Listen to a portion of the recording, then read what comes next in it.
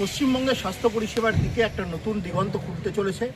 আগামী 8ই ফেব্রুয়ারি Santiniketan medical college এবং হসপিটালের প্রাঙ্গণে আমরা সারা দেশের অন্যতম প্রসিদ্ধ যে চিকিৎসা প্রতিষ্ঠান Kokilaben Dhirubhai Ambani hospital and research centre, তাদের সাথে যৌথভাবে আমরা থ্যালাসেমিয়া নিয়ে সচেতনতা শুধু নয়, এখানে থ্যালাসেমিয়া চিকিৎসা পরিষেবা দেওয়ারও কাজ শুরু করছি।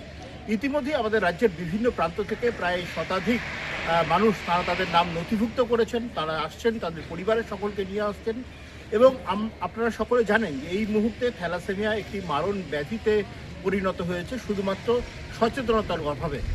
আমরা যদি প্রথম থেকে প্রাক বিবাহের মুহূর্ত থেকে আমরা যদি নিজেদের সচেতন করতে পারি, নিজেদের রক্ত পরীক্ষাটা করিয়ে নিতে পারি যে আমরা আদৌ থ্যালাসেমিয়ার বাহক কিনা, তাহলে কিন্তু আগামী প্রজন্ম এই থ্যালাসেমিয়া মুক্ত সমাজ গড়ে তুলতে একটা বড় সাহায্য করবে।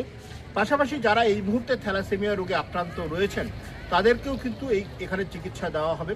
আমাদের শ্রদ্ধেয় সভাপতি মলয়পীঠ স্যারের যে সিদ্ধান্ত যে প্রায় 14,000 মানুষকে আমরা সম্পূর্ণ বিনামূল্যে তাদের রক্ত পরীক্ষার ব্যবস্থা করছি।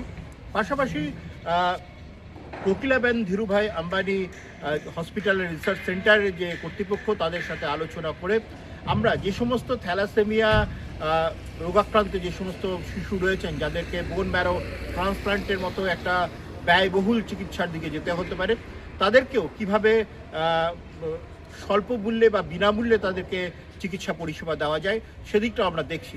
তাই এই যে পদক্ষেপ যেটা শান্তিনিকেতন মেডিকেল কলেজ এবং হসপিটাল নিয়েছে, সেটা শুধুমাত্র শান্তিনিকেতন মেডিকেল কলেজ এবং হসপিটালের পক্ষে প্রথম পদক্ষেপ নয়, গোটা পূর্ব ভারতের ক্ষেত্রে এটা একটা অন্যতম বড় পদক্ষেপ। প্রত্যেককে আমাদের সঙ্গে যুক্ত হওয়ার জন্য আহ্বান জানাই। ধন্যবাদ।